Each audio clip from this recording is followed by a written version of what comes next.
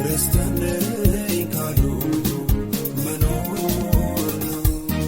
ክርስትና ቢሉ ክርስቶስ ነው።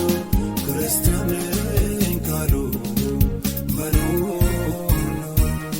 የት ነው ያለው ክርስትና? አድራሻው ወዴት ነው? የልጁን መልክ እንድንመስል ነው የተጠራነው። ታዲያ ቢታየው ምንድነው?